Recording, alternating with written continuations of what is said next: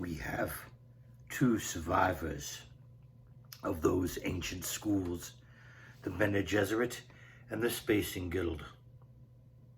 The Guild, so we think, emphasizes almost pure mathematics. Bene Gesserit performs another function. Politics? He said. Kol Wahad! She sent a hard glance to Jessica. I've not told him your reference. You did that on remarkably few clues, she said. Politics, indeed. The original Bene Gesserit school was directed by those who saw the need of a thread of continuity in human affairs. They saw there could be no such continuity without separating human stock from animal stock for breeding purposes. The old woman's words abruptly lost their special sharpness for Paul. He felt an offense against what his mother called his instinct for rightness. It wasn't that Reverend Mother lied to him. She obviously believed what she said. It was something deeper, something tied to his terrible purpose. He said, But my mother tells me many Bene Gesserit of the schools don't know their ancestry. The genetic lines are always in our records, she said. Your mother knows that either she's of Bene Gesserit descent or her stock was acceptable in itself. Then why couldn't she know who her parents are? Some do. Many don't. We might, for example, have wanted to breed her to a close relative to set up a dominant in some genetic trait. We have many reasons.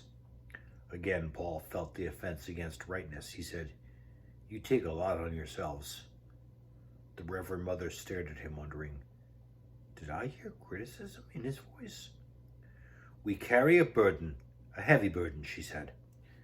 Paul felt himself coming more and more out of the shock of the test. He leveled a measuring stare at her and said, You say maybe I'm the Kwisatz Haderach. What's that?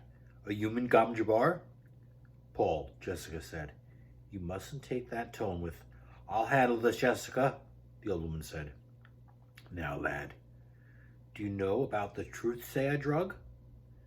You take it to improve your ability to detect falsehood, he said. My mother's told me. Have you ever seen truth, Rents? He shook his head. No.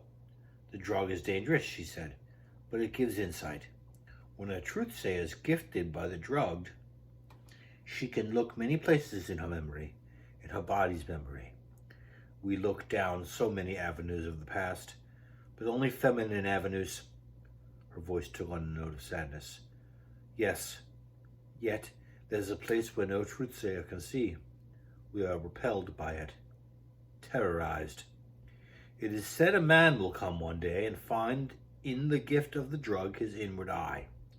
He will look where we cannot, into both feminine and masculine pasts. Your Kwisatz Haderach? Yes, the one who can be many places at once. The Kwisatz Haderach. Many men have tried the drug, so many, but none have succeeded. They tried and failed? All of them? Oh no. They tried and died. That is the end of Dune Chapter 1. Thank you for listening if you've listened this far. I don't know whether I'm going to continue or not. This is not easy.